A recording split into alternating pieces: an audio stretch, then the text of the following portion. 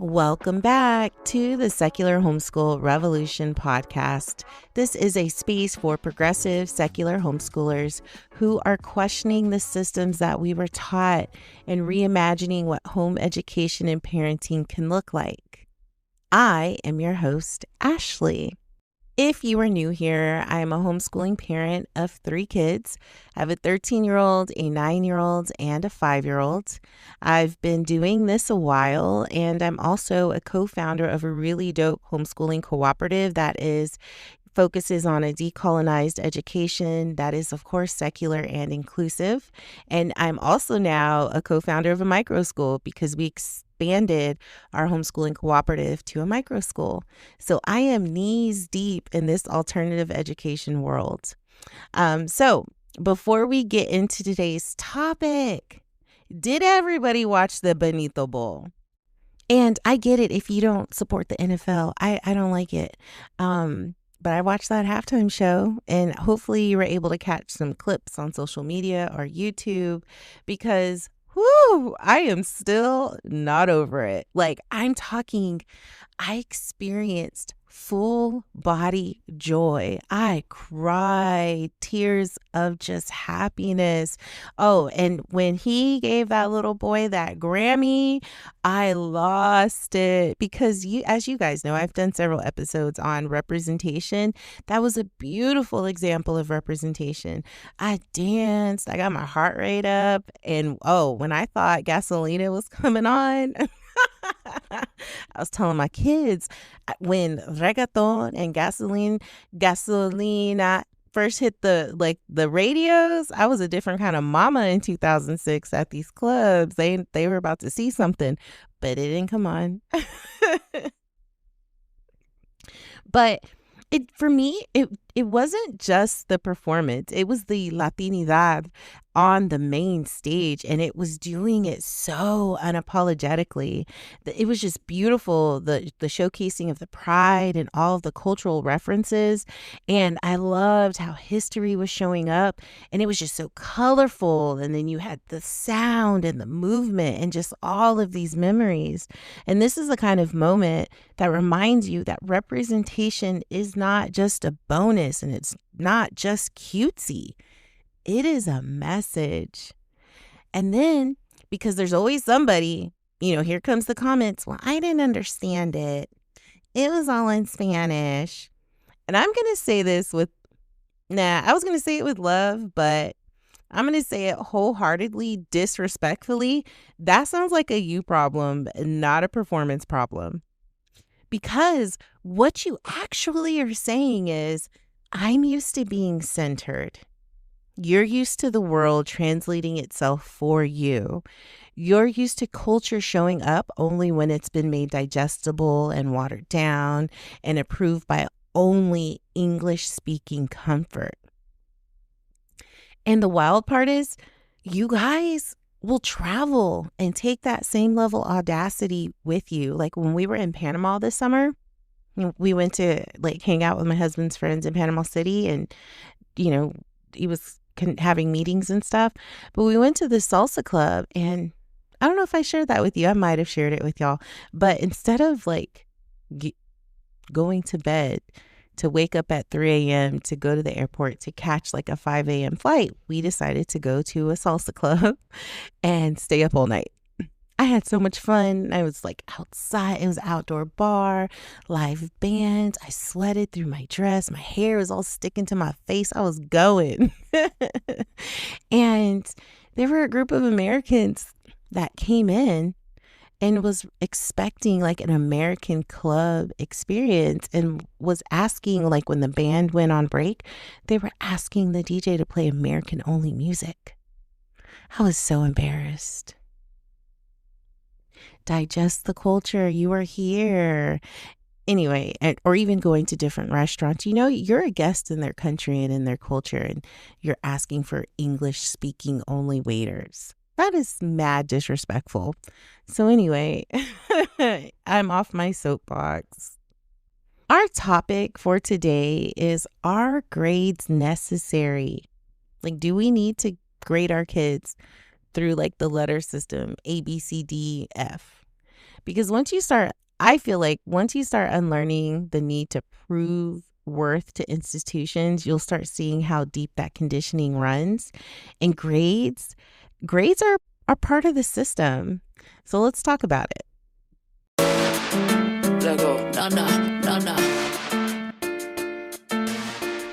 Let's do a slow zoom out on grades. So I always say on the show that understand something, we have to understand the system it's rooted from. So we have to ask, are grades necessary, and what were grades built to do, right? If we ask these questions, we can start trying to connect it to a system. Because grades didn't just appear out of anywhere and they thought, man, these would be a good idea to implement in education.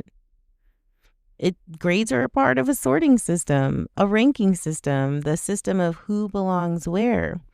And they were designed to categorize, compare, and move students through the institutional pipeline.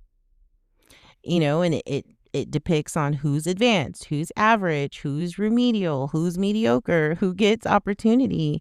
And that in itself is a system that has never been neutral, because grades have always been tangled up with things like class privilege, racial bias, ableism, and behavioral norms, because behavioral norms will reward kids who are quiet and compliant and easy to manage. But here's the deeper layer that I don't think any of us talk about nearly enough, is that grades aren't just about measuring learning, they're about conditioning behavior. So let's define conditioning. So conditioning is a psychological training. It's when behavior is shaped through rewards and punishments until it feels automatic. If you do X, you will get a reward. If you don't do X, you get a consequence. And over time, you start asking why you're doing X. You just do it because your brain has learned that this equals approval, this equals safety, this equals success. And that, my friends, is conditioning. So in school, in a traditional brick and mortar school system, we have to look at you get points for finishing the assignment, following directions, you get a praise. You're like, oh, good job, Billy. You don't challenge authority, you're labeled good, and you struggle and question and just move different, then you're considered a risk or you're labeled difficult. And, after 12 plus years of that in the system, you don't just graduate with knowledge, you graduate with patterns. And I know a lot of us are homeschooling because we pulled our kids from the system, or we've never introduced our kids to the said system. But it's still ingrained a little bit in us if we graduated from the system.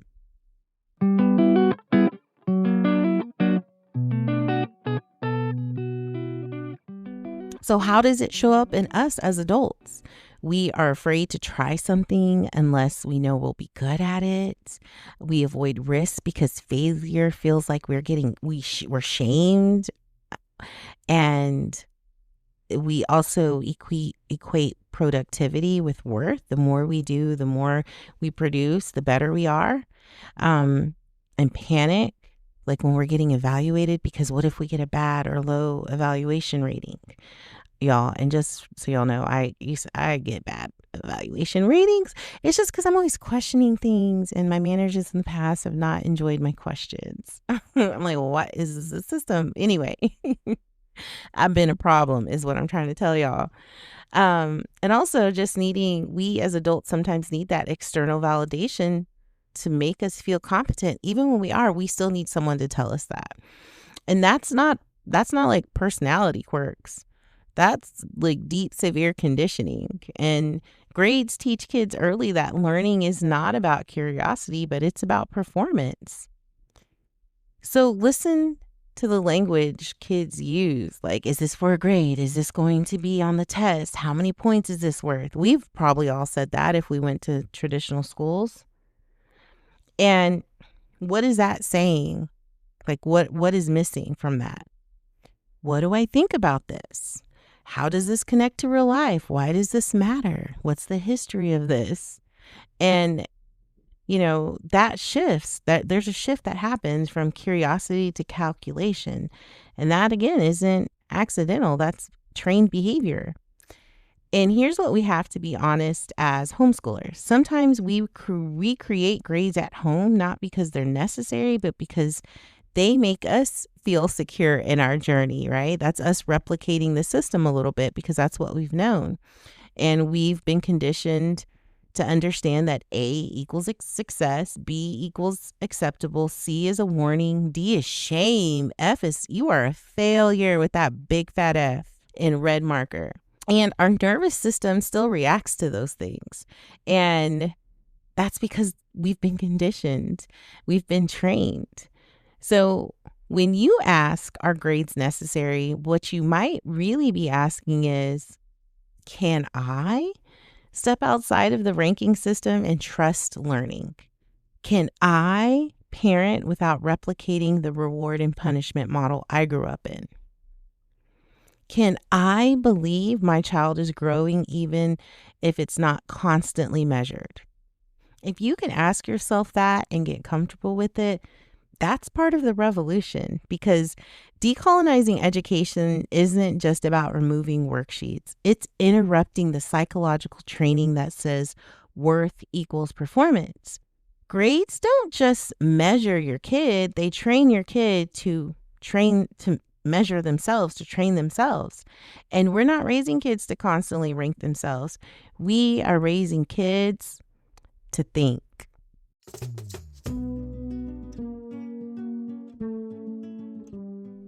I know what y'all are thinking. You're like, Ashley, but how will we know if they're doing well? Take a deep breath. Because this is the fear question. This is fear speaking out loud. This is the one that shows up, and it's part of those like anxiety attacks I think we have chosen on this journey of parenting, right? Of, am I doing enough? Am I consistent enough? Did I make the right choice? Am I ruining my child? How are their grades? Are they on track? Are they behind? So we can unpack it. Why do we believe the only way to know they are learning is associated and attached to a letter? Who told us that? Because think about your own life. Did you need a grade to know you learned how to ride a bike, to cook a meal, to drive a car, to write something that actually meant something, to advocate for yourself? No, you knew because you could do it. You knew because it worked. You knew because you tried, you failed, you adjusted, and then you succeeded. That's feedback. That's learning. A grade is just a symbol, and symbols are easy because easy doesn't always mean accurate. So let's say this together as a collective. Real learning leaves evidence. So if your child can explain the concept, apply it in a new way, teach it back to someone else, use it in real life, guess what? They understand it. So I will say in my house, I deeply believe in the teach it back to someone else. And if you can explain it at my grown-up level, and then you can also explain it to your little brother, like my 5-year-old is getting the concept of multiplication, and it's not because he's just this bright kid that I've given A pluses to, but I have my middle kid explain her concepts to him, and he likes it because he thinks they're playing school, and she's actually like teaching him. And she's like, well, Lang, you just learned multiplication. So now he's like, I know multiplication. And he doesn't technically, but he definitely saw the application and the concept happen of like 2 and 2 and 2, right? And counted them the groups of 2. So those are seeds being planted, but it's also, and when things happen in that learning format, he thinks it's just so cool. His big sis is teaching it. And when it comes from mommy, I'm not always as cool as she is. But anyway, and so if they can't do any of those things, like explain it or apply it or teach it to someone else or use it in real life, that's information, that's data that you should be receiving. Don't look at it as shame, like, oh my gosh, they're failing at this. And another thing to look at is just like the growth mindset around grades, especially if your kids, and this is just something to peep if you pulled your kids from public school and they've known the system of grading, um, and how their brain processes the grading information, because they'll start, their brain automatically asks, did I get a good score? But what we want them to ask is, did I understand this? Because if they're asking, did I understand this? This takes away from the idea of transactional learning. They're also in performance mode, and performance mode kills curiosity, because now the goal isn't growth. It's approval. So when we say, how will they know they're doing well? We need to ask a better question. How will they know that they're growing?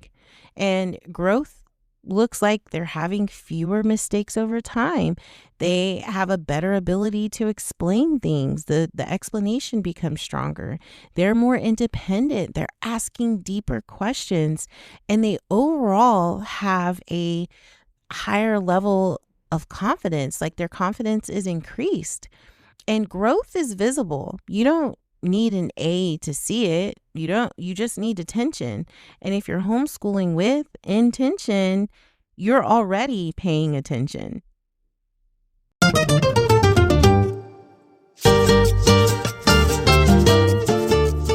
Now I want to hyper focus on when learning becomes a transaction. And it's going to get a little uncomfortable, but that's okay, because we know over here that growth comes from discomfort.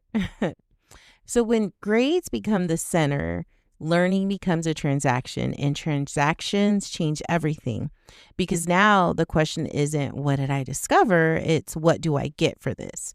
So if I do the assignment, I get the grade. If I get the grade, I get the approval. If I get the approval, I feel safe. That is a loop, and it repeats year after year after year.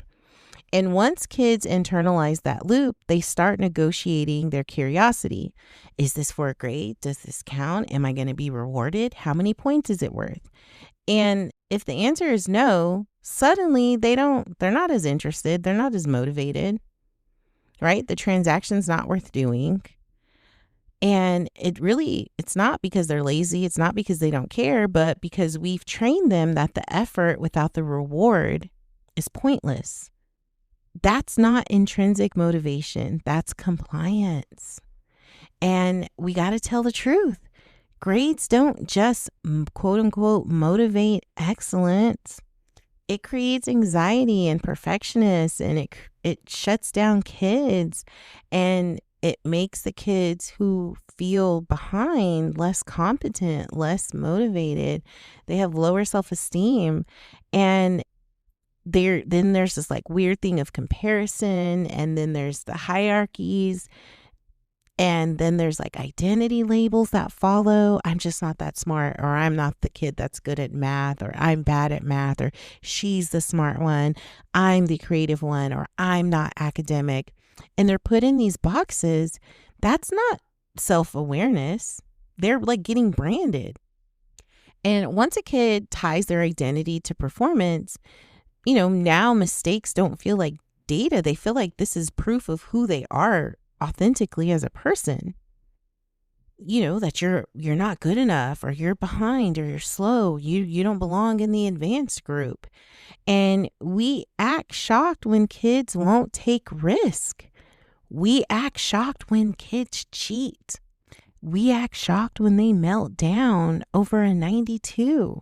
A 92. But if you've trained your nervous system to equate grades with worth, of course they're going to spiral. I mean, some of y'all are still spiraling. You're still afraid to try something new unless you're guaranteed to be good at it. You don't want to look like, a goofball. You're afraid of failure, of like, what would that, F of failure look like for you at 40? It would shoot your confidence down, most of y'all. Don't let that be you.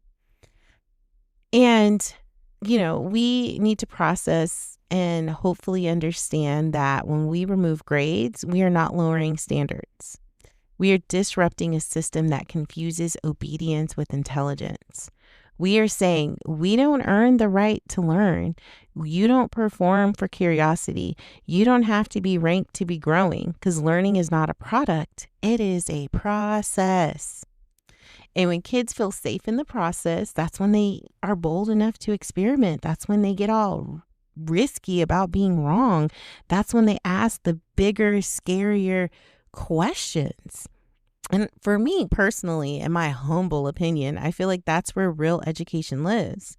Now, I know that some of y'all are thinking, okay, Ashley, this sounds beautiful and revolutionary, but like, what do I actually do instead?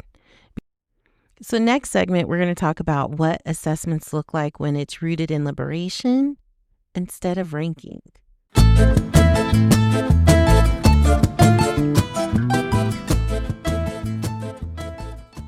Okay, so if we are not centering grades, what are we actually doing? And before someone says, oh, so this is a everybody gets a trophy thing. No, let me get on my soapbox for a second. First of all, the people who complain the loudest about everyone gets a trophy are usually the same people who built systems where kids are already competing for adult approval. Second, nobody is out here saying mastery doesn't matter.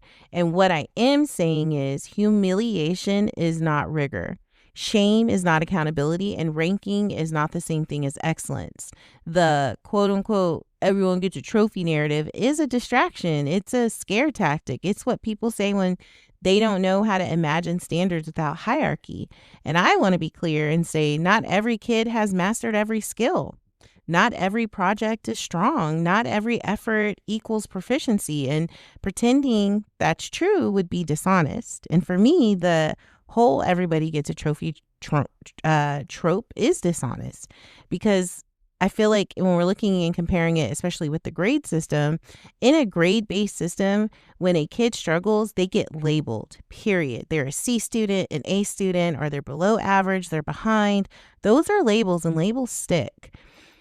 And then you got the other labels of like behavior and, who's a trouble or who's the trusted kid. That's part of the system. And in a mastery-based system, when a kid struggles, we say, you're not there, Nick. You're not there yet. Let's keep working.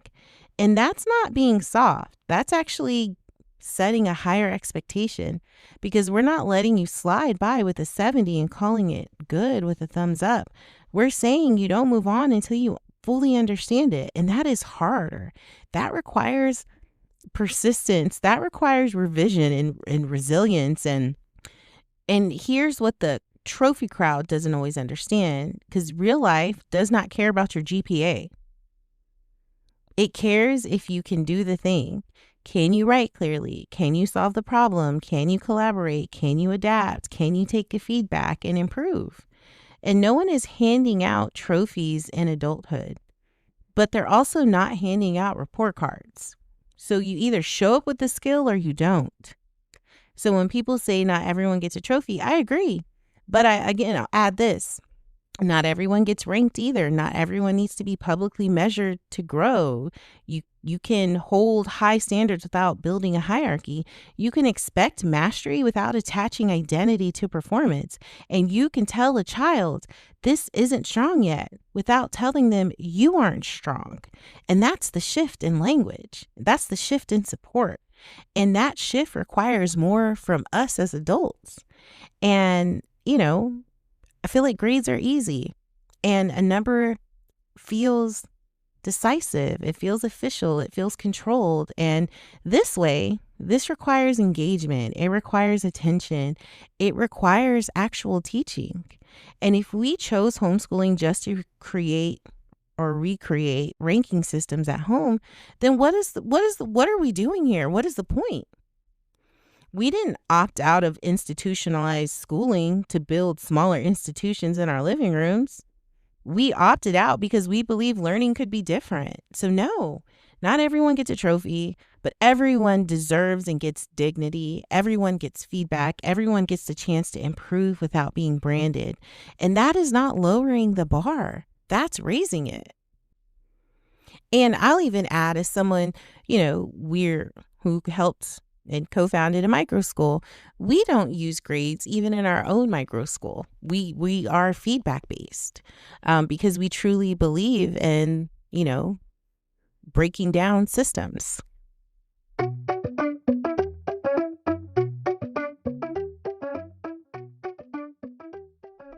But what about college? I know that's your next question, I'm sure. And even for the people who are outside looking in, it's either like one of the questions, I think top 5 outside of like socialization and can you teach is, what about college? And for some reason, people think that kids who were homeschooled cannot succeed or be accepted into colleges and universities. And that's not true.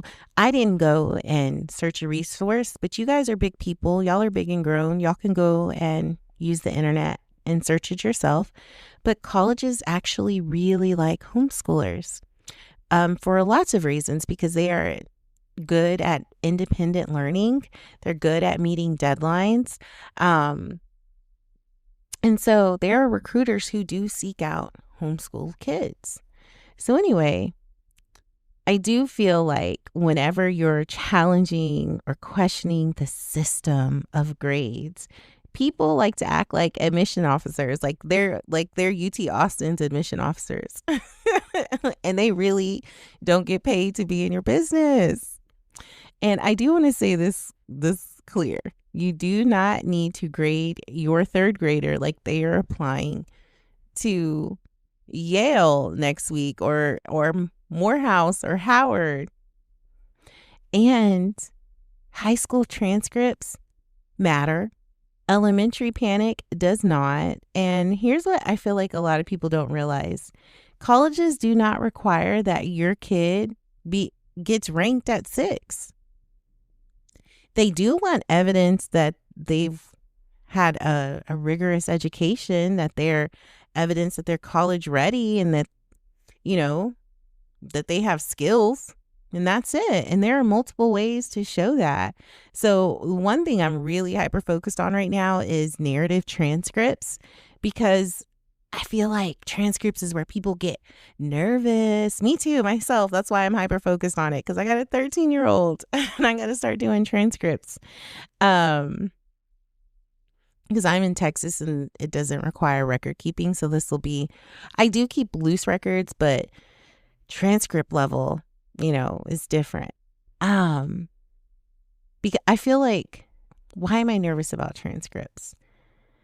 I know people get nervous. I am too. But I think y'all think transcripts have to be this, spreadsheet of letters and numbers, or it isn't deemed quote unquote official. And I know that this is conditioning. I've experienced this conditioning. So if you think that, you've been conditioned as well. A transcript is just documentation. That's it. A narrative transcript. Now, these are really cool. I learned about them over the summer of different micro schools and homeschool cooperatives. This is the new wave of transcripts. So what is a narrative transcript? I will tell you that they actually tell the truth. So instead of giving instead of seeing like an A in U.S. history, right? In a narrative transcript, you can include like a short course description, and it'll explain like what was studied, what was produced, how was it assessed, and what skills were demonstrated, right? And what that does is it gives them admissions like clarity, depth, and understanding of the rigor. And so let me read to you an example. And so me and my co-founder Kia are really focused on how we can adapt our co-op, 2-3 semester, our session long classes for high school kids on how to give narrative transcripts for them. So anyway, let me break down one that I was practicing on.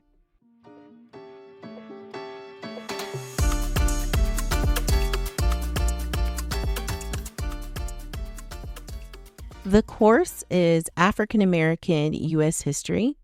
The credit is for 1 at a high school level.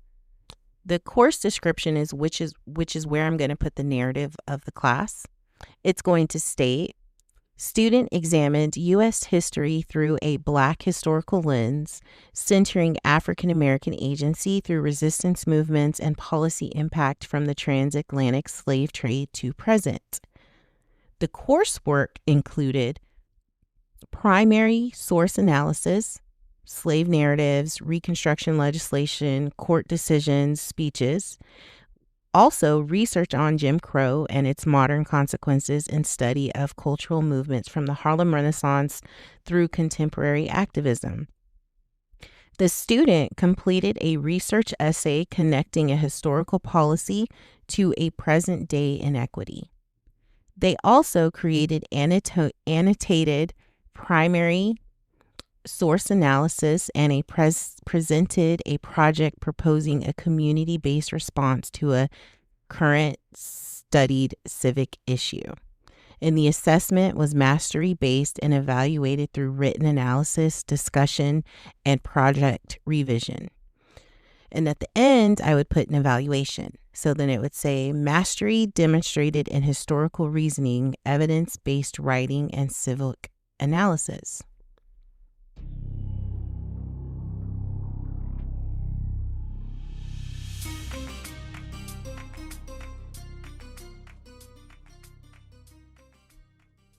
Now, tell me that doesn't say more than a letter ever could. And a grade tells you how they performed on a test. Point blank, period. A narrative tells you what they can actually do. And the truth is, a lot of kids with perfect GPAs show up to college burned out. And they're so dependent on this external structure because they've never had to manage their own learning because they were just so ingrained in the system. And at the end of the day, colleges don't just want compliant kids. They want students who can think. And also, if your kid's on a path that includes dual credit courses, community college classes, AP equivalents, cleft tests, portfolio submissions, and standardized testing, if they choose, because you can absolutely layer in traditional documentation when it makes sense. But that should be strategic. And we want to make sure we're not using it in a fear-based way. We do not build 12 years of childhood around the possibility of admissions paperwork. And we have to be honest, not every kid is going to college. That's not a failure. That's not necessarily a bad thing. That is not lack of ambition. That's reality. But there's lots of other things to consider and offer. Trades, entrepreneurship, creative industries, public service. I feel like there are multiple pathways to adulthood that sometimes we can get tunnel vision on, that college is the ultimate end game. And we need to look at how we look at college. College is a tool, not a moral achievement. So when people say, but what about college? What they're really saying is, what about legitimacy? And what do we do with that? You have to understand your kid's education is legitimate, even if it does not look institutionalized. You are not required to replicate the ranking system to access opportunity. You are required to help them build skills, and that's it. And a skill can be documented without shrinking your kid down to a number, without systemizing your kid.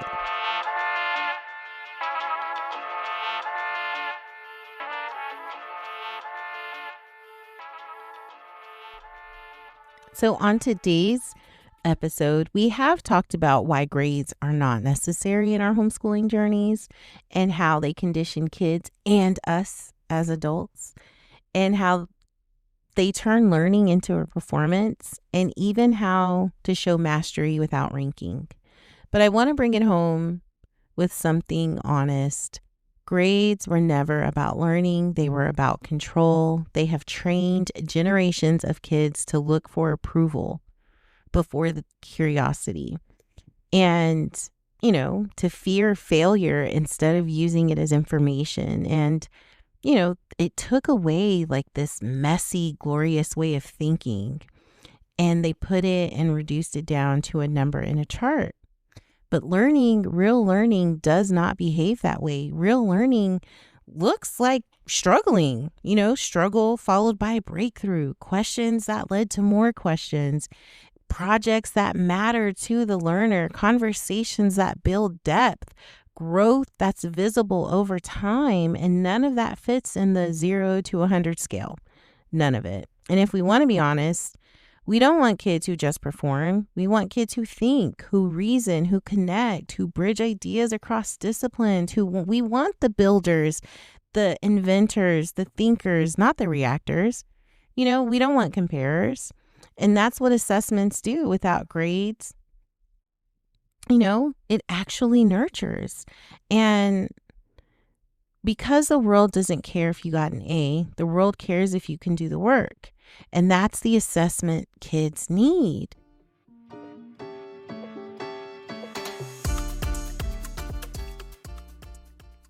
And before we go, one more thing. If you were paying attention to that concert by Bonnie, that happened at the football game, I know you saw something powerful. Here we have a guy whose entire discography is in Spanish, and it's so unapologetic. It's deeply rooted in his Puerto Rican identity, right? And then he got the opportunity to take one of the biggest global stages, and he did not shrink. He didn't translate himself for comfort. He didn't chase acceptance with English. And he didn't pack his culture into like sound bites or cameos. He celebrated it. He went off. And some people complained that they didn't understand it. I hope that was none of y'all listening. And that says more about them and like them centering themselves instead of actually acknowledging and giving the moment to the art that happened. And what I want you to take home with you today is your kid doesn't have to fit into someone else's measurement system to matter. They don't have to perform for approval. They don't have to shrink for understanding, and they don't have to apologize for being whole, messy, complex human beings. Because that's what's really beautiful about us as humans, right? And Bad Bunny didn't dumb down his identity to be digestible.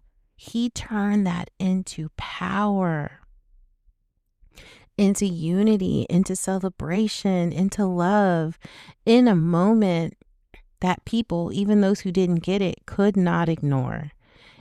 And that's the same approach you should take with your homeschooling. Don't offer less rigor, not easier standards. Not everyone gets a trophy softness. And that's what I want you to take. I'm not discounting grades because I want you to offer your kids less. I'm challenging you to offer them more because that's the real education. And that's the revolution. And that's what this show is about. And thank you guys for being here. And I thank you for listening to the Secular Homeschool Revolution. And this show, this isn't where we don't just question systems, but we change the way we think about learning entirely. And if this episode gave you courage or made you rethink some things or challenged you, please share it. Share it with a friend, because I think we need to have these conversations. The evolution of education is happening in traditional schooling. It's happening in homeschooling. It's happening at, big stages like colleges and universities. So let's have the conversation. Until next time, I want you to stay uncompromising and to stay curious. And as Benito reminded the world, you don't have to translate yourself to be heard. Stay revolutionary.